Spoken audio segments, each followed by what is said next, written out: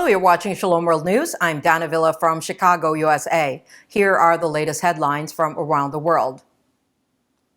Austrian police issued a warning on Wednesday, March 15, over the possibility of an attack in Vienna targeting churches by Islamist hardliners. The cited information was obtained by the nation's intelligence service. Police informed the public via social media that there would be an increased presence of armed police, including special forces. Militant attacks are uncommon in Vienna, which is one of the safest capitals in the world. The first deadly attack took place in 2020 when a jihadist gunman killed 4 people in a shooting rampage before being shot dead by the police. Political advocacy group CatholicVote has revealed that at least 301 Catholic churches were attacked across the United States since May 2020 following the Black Lives Matter movement. The attacks include acts of arson that damaged or destroyed historic churches, spray painting and graffiti of satanic messages, rocks and bricks thrown through windows, and statues destroyed, among others. Attacks against churches escalated following the leak of the Supreme Court's draft opinion overturning Roe v. Wade in May 2022. As many as 45 attacks have been reported in California alone, while 29 incidents were reported in New York. The report lamented that Biden administration's refusal to take steps to safeguard churches and put an end to domestic terrorism. The bishops of England and Wales have urged policymakers to respect the human dignity of migrants and refugees as the debate over the laws to stop them from entering the UK continues. On Tuesday, March 14, a document was released a few days after British Prime Minister Rishi Sunak introduced the illegal migration bill, which, according to its supporters, aims to deter migrants from navigating the English Channel in unsafe boats to reach UK. Many migrants come from war-torn countries such as Afghanistan, Iran, Eritrea, Sudan, and Syria. In 2022 alone, nearly 46,000 migrants reached British shores illegally, and several died. In the document titled Love the Stranger, the Catholic Bishops' Conference of England and Wales offers a list of 24 principles for immigration policies based on the innate worth of each person. On Wednesday, several members of Congress sent a letter to the U.S. Ambassador for International Religious Freedom, pleading with him to pay more attention to the deteriorating treatment of Christians in the United Kingdom. Representative Chip Roy, a Republican from Texas, wrote the letter amid allegations of an increase in persecution and prejudice against Christians in Britain. The UK is now on an unsettling path that could potentially result in existential threats to freedom of speech, freedom of religion, and even freedom of thought, read Roy's letter to Ambassador Rashad Hossain. Meanwhile, the Catholic Conference of England and Wales lead bishop for life, Bishop John Sherrington, has denounced Clause 10 of the new Public Order Bill and reiterated concerns that it will result in the restriction of religious people's freedom of speech. The clause criminalizes a range of activities within a 150 meter of an abortion facility, otherwise known as a buffer zone. Pope Francis prayed for cyclone-battered Malawi during his general audience on Wednesday morning at the Vatican. He recalled the destruction sowed by Tropical Cyclone Freddy, which killed hundreds of people and displaced thousands more in the landlocked southeastern African nation. Local authorities report that the storm has killed at least 199 people in and around Blantyre, Malawi's financial center, as well as in the southern area of the country. Reports state that it is still uncertain if the cyclone will eventually dissipate or go on traveling away from the land.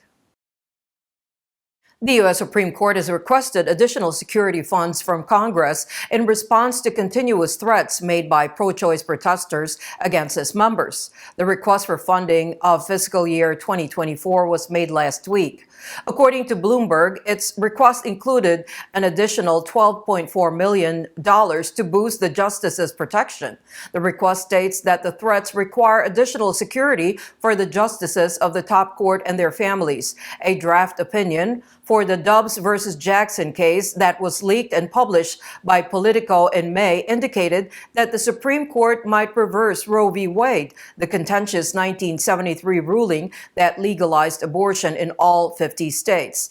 The leaked text sparked a surge of rallies and acts of violence against pro-life groups and places of worship, as well as protests in front of houses of Supreme Court justices and a foiled assassination attempt on Judge Brett Kavanaugh. A Catholic church in the French city of Bordeaux was found vandalized recently. The Church of Sacred Heart suffered severe damage during the night of March 12 and 13. The culprits vandalized the church walls and doors with graffiti comprising satanic phrases and communist and anarchist symbols. Alongside the vandals also lit a fire on the garbage on the avenue of the church. Of late, France has been witnessing sporadic attacks on Catholic churches and shrines. The Steps for Life platform in Mexico has called for legislation prohibiting rent-a-womb surrogacy and other practices that takes advantage of women's fertility. The Steps for Life platform is painting public murals with statements like "Women are not for rent, much less are their children for sale," as part of its campaign against surrogate pregnancy. The platform stated in a statement that the goal of these murals is to make public this horrible behavior that is increasing in Mexico.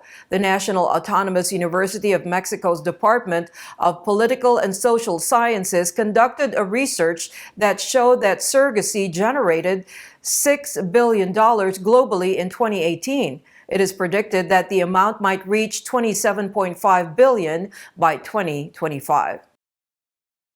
On the sidelines of the ongoing 52nd United Nations Human Rights Council session, a side event was jointly organized by the UN, by the Society for Threatened Peoples, Tibet Bureau, Geneva, and the Uyghur World Congress to highlight the human rights violations faced by Tibetans and Uyghur minorities in China.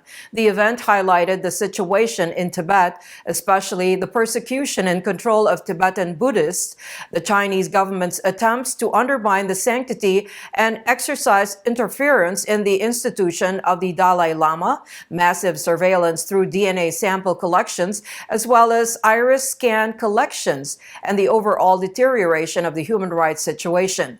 They urged the UN bodies and member states to hold China accountable, and especially to ensure that the concluding observations of the UN Committee on Economic, Social, and Cultural Rights are implemented by the Chinese government. A Connecticut church is suing the state for allegedly breaching its First Amendment rights by no longer allowing parents religious exemptions to vaccines. The lawsuit comes after the state ordered Milford Christian Church to implement the vaccine mandate and expel students who refused to comply. The parish refused to force students in its pre-K program and K-12 academy to be vaccinated. The church claimed it violated its religious conscience to mandate the injections. The state altered its law in 2021, which only permits individuals with medical-related exemptions from the vaccine mandate, which pertains to polio, measles, mumps, tetanus, and other childhood shots. Texas Bishop Daniel Flores of Brownsville and 6 others were appointed as members of the preparatory commission by Cardinal Mario Grech for the General Assembly of the Synod of Bishops in October. The 7 members also include a nun.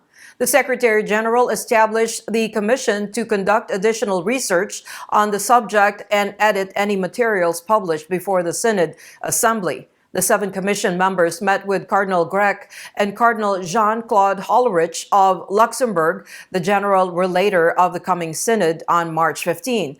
The synod themed for a church that journeys together. Communion, participation, and mission will meet from October 4th through the 29th at the Vatican. The U.S. state of Tennessee's Senate passed a bill that prevents transgenders from changing the sex stated on official documents such as birth certificates and driver's licenses. Under Senate Bill 1440, sex is defined as a person's immutable biological sex determined during the time of birth and requires that definition to be used on all government-issued documentation. The state Senate approved Kerry Roberts' proposal on a party line vote of 27-6. It will now be considered by the House, which Republicans control. Governor Bill Lee, who had signed the country's first law banning gender-affirming medical care for minors and barring drag shows, has not yet indicated if he supports the proposal. At least 34 migrants were killed after a boat in East Africa's Madagascar capsized on Saturday. According to authorities, the boat carrying more than 60 migrants from Madagascar to the French Indian Ocean island of Mayotte sank off the coast. Without going through official immigration or customs control, the migrants sailed illegally to the coast. The Customs and Navy patrols recovered the bodies near Nosy Folly. Soon after the incident, fishermen rescued about 24 passengers. According to the preliminary investigation, the victims hailed from Ambilobe, Tamatav, Majanga, and Nosy B. And those are your latest headlines. Do join us tomorrow. In the meantime, you can visit swnews.org for more updates. Shalom.